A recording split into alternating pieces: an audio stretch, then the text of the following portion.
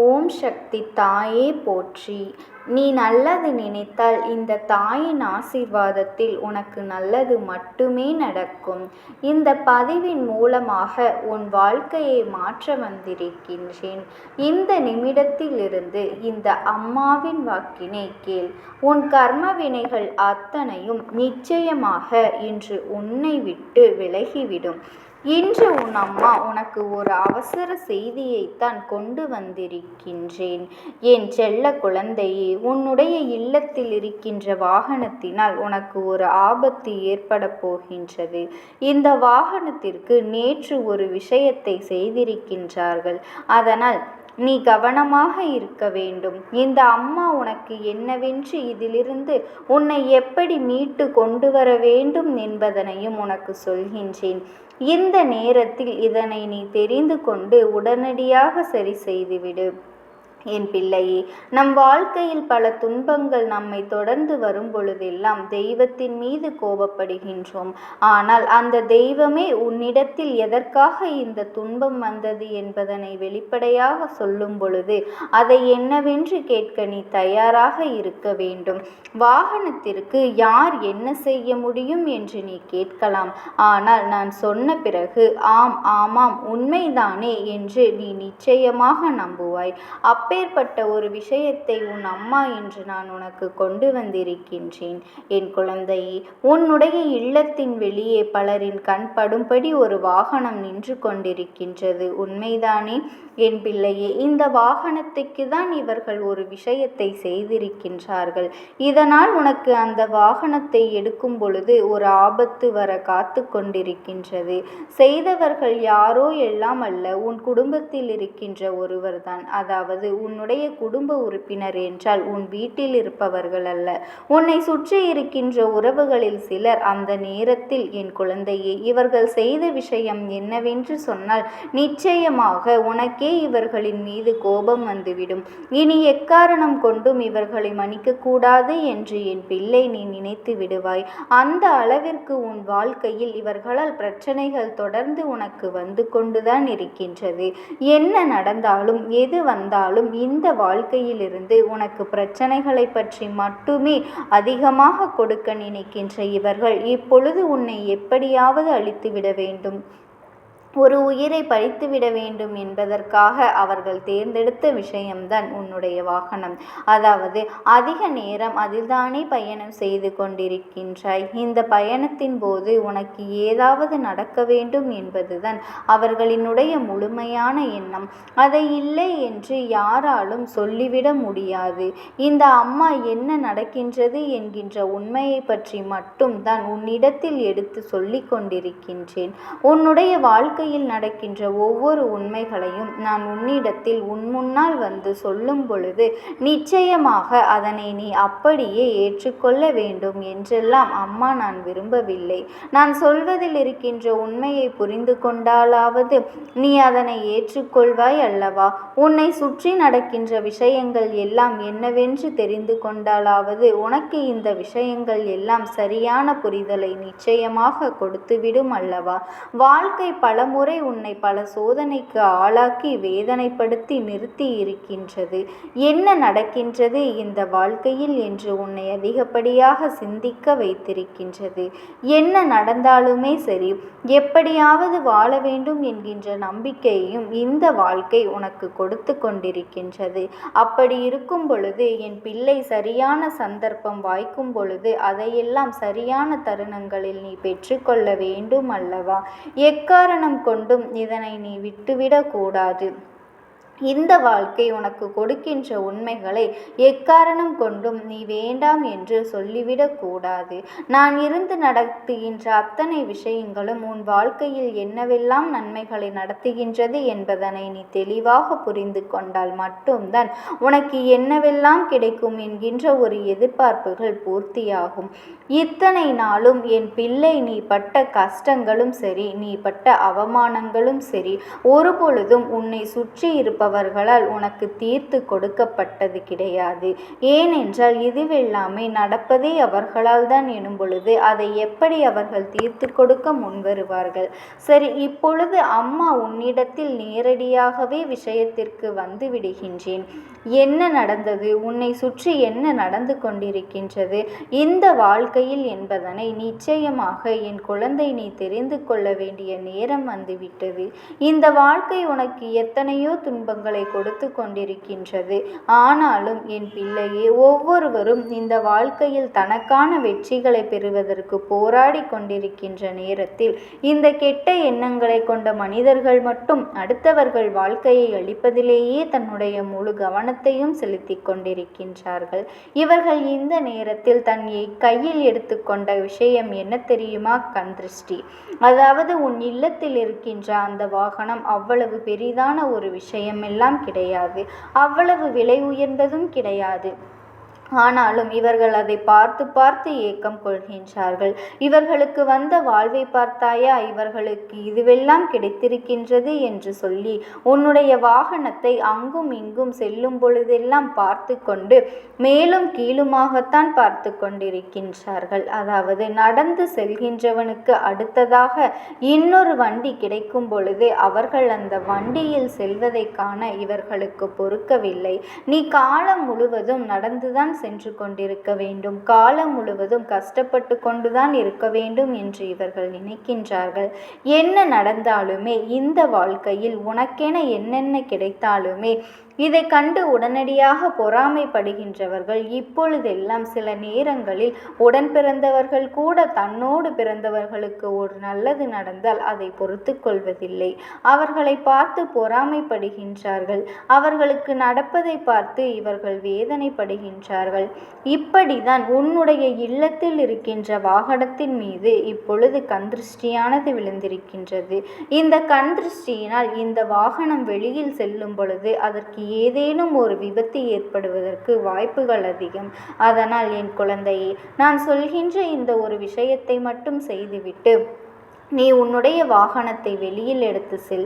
தினமும் அல்ல, எப்பொழுது இந்த அம்மாவின் வாக்கினை நீ கேட்கின்றாயோ கேட்ட அடுத்த நாள், அதாவது இன்று இரவு என் பிள்ளை நீ இந்த வாக்கினை கேட்கின்றாய் என்றால் நாளைய விடியலில் நீ உன்னுடைய வாகனத்தை எடுக்கும் பொழுது நிச்சயமாக இதை செய்துவிட்டு எடுத்து செல். எந்த ஆபத்தும் உன்னை நெருங்காது, எந்த துன்பமும் உன்னை வந்து சேராது என்பதனை நிச்சயமாக என் குழந்தை நீ புரிந்து கொள்வாய்.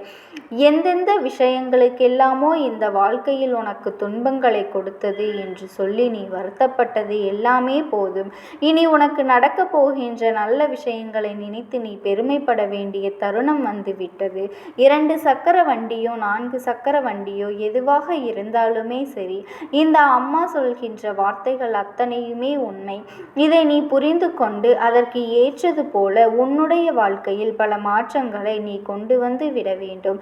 இதனை நீ கவனிக்காமல் விட்டுவிட்டாய் ஆனால் நாளை ஐயோ நம் அம்மா நீ கத்தி கூறுவதனால் என்று எந்த பலனுமே இருக்க போவதில்லை. இந்த மனிதனின் கண் பொல்லாத கண்.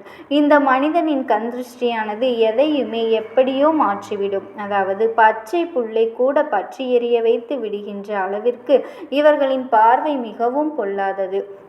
அதனால்தான் அம்மா சொல்கின்றேன், கண் திருஷ்டியானது உன் வாழ்க்கையில் இருக்கின்றது என்று நான் தெரிந்து கொண்டேன். ஆனால் அதனை உன்னிடத்தில் வெளிப்படையாக சொல்லிக் கொண்டிருக்கின்றேன் அல்லவா? இதனை புரிந்து கொண்டு என் பிள்ளை அதற்கு தகுந்தது போல மற்றவர்களிடத்தில் என்றுமே நடந்து கொள்ள வேண்டும். என் தங்க குழந்தையே, கண் திருஷ்டி என்று உன்னுடைய வாழ்க்கையிலிருந்து இதையெல்லாம் நீ விலக்கி வைத்து விட வேண்டும். உன்னை தேடி வருகின்ற நன்மைகளை எல்லாம் பெற்றுக்கொள்ள தயாராக வேண்டிய இந்த நேரத்தில் உன்னை சூழ்ந்து வருகின்ற துன்பங்களை தூக்கி சுமக்காதே. என்னவெல்லாமோ இந்த வாழ்க்கையில் நடந்து கொண்டிருக்கின்றது, என்ன விஷயங்கள் எல்லாமோ இந்த வாழ்க்கையில் உனக்கு அரங்கேறி கொண்டிருக்கின்றது. உன்னை சுற்றி வருகின்ற எல்லாவற்றையும் என் குழந்தை நீ சரியாக புரிந்து கொள்ளும் பொழுதுதான் உனக்கே சில நேரங்களில் இது போன்ற சந்தேகம் வரும். ஆமாம், அன்று அவர்கள் அப்படி பார்த்து கொண்டு சென்றார்களே, குறுகுருவென பார்த்தார்களே, நாம் அன்று வாகனத்தில் வரும்பொழுது அவர்கள் நம்மை என்னவோ மாதிரி பார்த்தார்களே, சிரிக்கக்கூட இல்லையே என்று உனக்கு நிச்சயமாக தோன்றும். என் பிள்ளையே, நீ நினைப்பாய், நாம் ஒரு அடி முன்னேற்றம் அடைந்து விட்டால் நம்மை சுற்றி இருப்பவர்கள் நம்மை பார்த்து பொறாமைப்படுவார்கள் என்று. ஆனால் என் தங்க குழந்தையே, நிச்சயம் அவர்கள் பெருமைப்பட மாட்டார்கள், பொறாமை மட்டுமே படுவார்கள். எத்தனை முறை வாழ்க்கையில் அடிபட்டு வந்தாலுமே ஒவ்வொரு முறையும் இவர்களை நீ நம்பதான் செய்கின்றாய். ஆனால் உன்னுடைய நம்பிக்கைக்குரியவர்கள் இவர்கள் அல்ல, உன்னுடைய நம்பிக்கை ஏற்றவர்கள் இவர்கள் அல்ல. அதனால் இதை என்னவென்று புரிந்து கொண்டு இனிமேலாவது உன் வாழ்க்கையில் நடக்கின்ற விஷயங்களை எல்லாம் நீ சரியாக தெரிந்து கொள்ள உன்னாலான அத்தனை முயற்சிகளையும் நீ செய்து கொண்டே இரு. உன்னோடு நான் இருக்கின்றேன் என்பது உனக்கு எப்பொழுதுமே நினைவில் இருக்கட்டும். ஓம் சக்தி. ஓம் ஆதிபரா சக்தி. ஓம் சக்தி தாயே போற்றி. நீ நல்லது நினைத்தால் இந்த தாயின் ஆசீர்வாதத்தில் உனக்கு நல்லது மட்டுமே நடக்கும். என் அன்பு குழந்தையே, இன்று உன் தாயானவள் உனக்கு கொண்டு வந்திருக்கின்ற செய்தியானது மிக முக்கியமான செய்தி. நிச்சயமாக இதனை நீ கேட்டே ஆக வேண்டும் என்று உன் அம்மா நான் உனக்கு உத்தரவிடுகின்றேன். என் அன்பு குழந்தையே, உனக்கான நல்ல விஷயங்களை செய்து கொடுப்பதற்காகத்தான் உன் அம்மா என்றுமே உன்னை தேடி நான் வந்து கொண்டிருக்கின்றேன் என்பதை நீ மறந்துவிடக் கூடாது. என் பிள்ளைக்கு உன்னுடைய மனக்கவலைகளும் உன்னுடைய வாழ்க்கையில் உன்னை சுற்றி இருக்கின்ற கஷ்டங்களும் தீரப்போகின்ற இந்த நேரத்தில் உன் அம்மா நான் உன்னை சந்தித்து ஒரு முக்கியமான செய்தியை சொல்ல வந்திருக்கின்றேன். உன் இல்லத்தின் வாசலில் நின்று கதறிக்கொண்டு இருக்கின்ற ஒருவரை பற்றி உனக்கு சொல்ல வந்திருக்கின்றேன். என் தங்க பிள்ளையே, நீ படுகின்ற கஷ்டங்களையும் கவலைகளையும் கண்டு அங்கே ஒருவர் உன் இல்லத்தின் வாசலில் நின்று கதறி அழுது கொண்டிருக்கின்றார். அவரை நீ உள்ளே அழைத்து அவர் மனதை அமைதிப்படுத்த வேண்டும். என் தங்க குழந்தையே, இல்லை என்றால் அவர் அழுவது உனக்கும் நல்லதல்ல, அவர்களுக்கும் நல்லதல்ல. என் பிள்ளையே, இந்த அம்மா உன்னிடத்தில் ஒரு செய்தியை கேட்கின்றேன் என்றால் அந்த செய்திக்கு பின்னால் இருக்கின்ற நோக்கம் என்னவென்று நீ தெரிந்து கொள்ள முயற்சி செய்ய வேண்டும். அது மட்டுமல்ல என் பிள்ளையே, நான் இல்லத்தின் வாசலில் ஒருவர் கதறி அழுது கொண்டிருக்கின்றார்.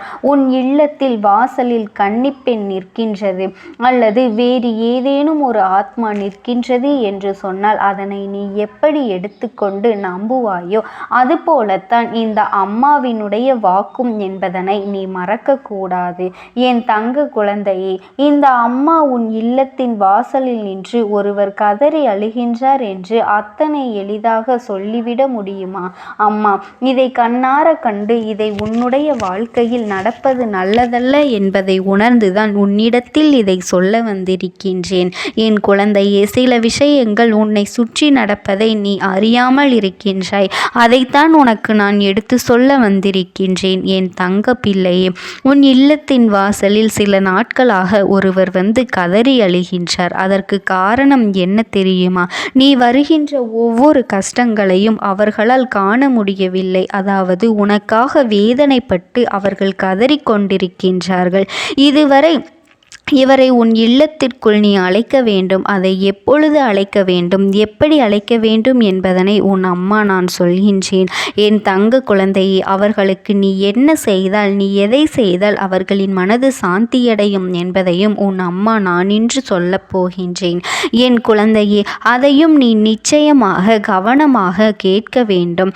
என் பிள்ளையே, அப்பொழுதுதான் உன்னால் உன் வாழ்க்கையின் அர்த்தம் என்னவென்று புரிந்து கொள்ள முடியும். என் தங்க குழந்தையே, வீட்டின் உள்ளே அடைந்து கிடந்து வெளியே நடக்கின்ற விஷயங்கள் தெரியாமல் இருக்கின்றாய் அல்லவா? இது போன்ற சில விஷயங்களை நீ நிச்சயமாக தெரிந்து வைத்திருக்கத்தான் வேண்டும். உன் எதிர்கால வாழ்க்கையும் இதில் அடங்கி இருக்கின்றது என்பதனை நீ புரிந்து கொள்ள வேண்டும். என் பிள்ளையே, சில நாட்களாகவே உன் வாழ்க்கையில் நடக்கின்ற பிரச்சனைகள் எதுவுமே உன்னால் சரி செய்ய முடியாததாக இருக்கின்றது. எத்தனைதான் நீ முயற்சி செய்தாலும் உன்னால் அதனை சரி செய்ய முடியவில்லை. உன் உன்னால் பழைய நிலைக்கு வரவும் முடியவில்லை. இத்தனை பிரச்சனைகளுக்கு என்னதான் தீர்வு இருக்கின்றது என்று தெரியாமல் நீ விழிப்பிதுங்கி நிற்கின்றாய். இப்படி நீ விழிப்பிதுங்கி நின்று கொண்டிருப்பதற்கு தீர்வாகத்தான் உன்னுடைய வீட்டிற்கு வெளியே நிற்பவர்களை நீ வீட்டின் உள்ளே அழைக்க வேண்டும் என்று நான் சொல்கின்றேன். நீ எப்பொழுது அழைக்க வேண்டும் என்பதை பற்றி நான் உனக்கு சொல்லப் போகின்றேன். என் அன்பு பிள்ளையே, உன் வாழ்க்கையில் நடக்கின்ற பிரச்சனைகள் எதுவுமே உன்னால் சரி செய்ய முடியாததாக இருக்கின்றது அல்லவா? எத்தனை தான் நீ முயற்சி செய்தாலும் உன்னால் அதனை சரி செய்யவும் முடியவில்லை. என் தங்க குழந்தையே, அப்படி என்ற கவலை உன்னை திரும்ப திரும்ப வாட்டி வதைக்கின்றது அல்லவா? உன் இல்லத்தின் வாசலில் நின்று கதறி கொண்டிருப்பவர் வேறு யாருமில்லை. சமீபத்தில் உன்னை விட்டு பிரிந்து போன உன் வீட்டில் இருக்கும் ஒருவர்தான். அதுவும் வயது சற்று அதிகமான ஒருவர்தான். சிலருக்கு சிறுவயதில் இருக்கின்றவர்களும் இறந்திருக்கின்றார்களே என்று சொல்வாய். ஆனால் சிறுவயதில் இருக்கின்றவர்கள் உன்னுடைய குடும்ப பாரத்தை தூக்கி சுமந்தவர்கள் அல்ல என்பதனை நீ இன்று தெரிந்து கொள்ள வேண்டும். உன் இல்லத்தில் இறந்து போன ஒருவர் உன் குடும்பத்தை தாங்கி நிற்கின்ற ஒருவர்தான். என் குழந்தையே, உன் இல்லத்தின் வாசலில் நின்று கதறி அழுது கொண்டிருக்கின்றார்.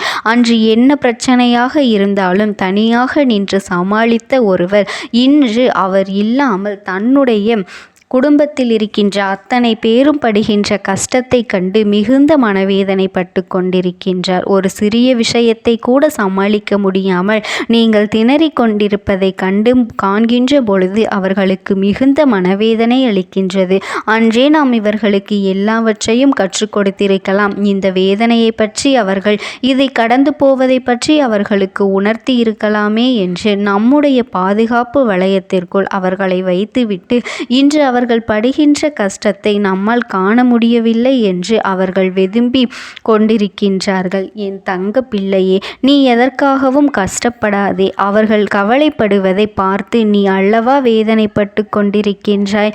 என் தங்க குழந்தையே, நீ அடைகின்ற மனவேதனையை பார்த்துதான் அவர் கஷ்டப்பட்டு கொண்டிருக்கின்றார். இந்த சூழ்நிலையினால் நம்மால் இந்த உலகத்தை விட்டு பிரிந்து சென்ற பிறகும் கூட நமக்காக இருக்கின்றார்கள்.